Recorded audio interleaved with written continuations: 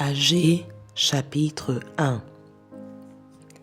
La seconde année du roi Darius, le premier jour du 10e mois, la parole de l'Éternel fut adressée par Agée, le prophète, à Zorobabel, fils de Shealtiel, gouverneur de Juda, et à Josué, fils de Jotsadak, le souverain sacrificateur, en ces mots.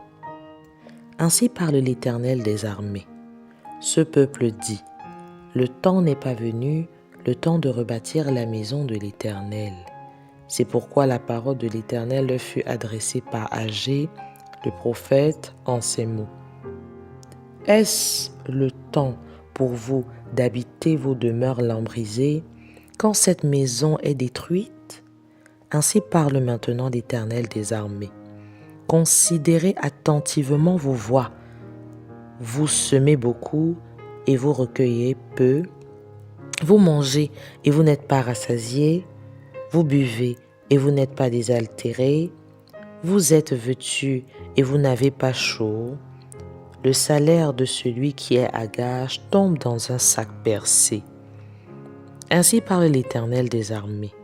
Considérez attentivement vos voies et montez sur la montagne.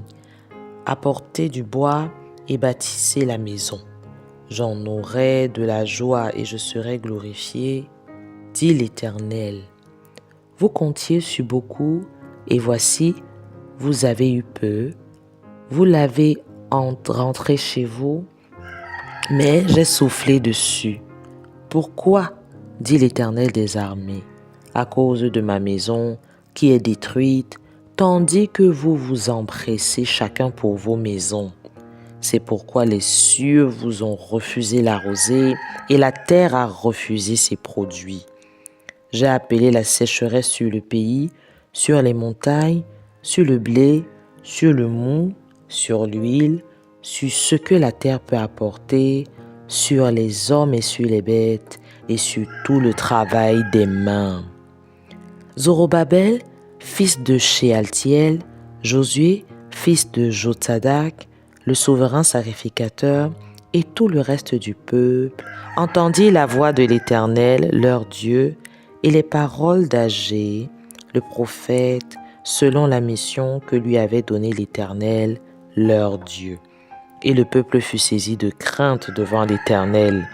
Agée, envoyé de l'Éternel, dit au peuple, d'après l'ordre de l'Éternel, « Je suis avec vous, dit l'Éternel. » L'Éternel réveilla l'esprit de Zorobabel, fils de Shealtiel, gouverneur de Juda, et l'esprit de Josué, fils de Jotsadak, le souverain sacrificateur, et l'esprit de tout le reste du peuple.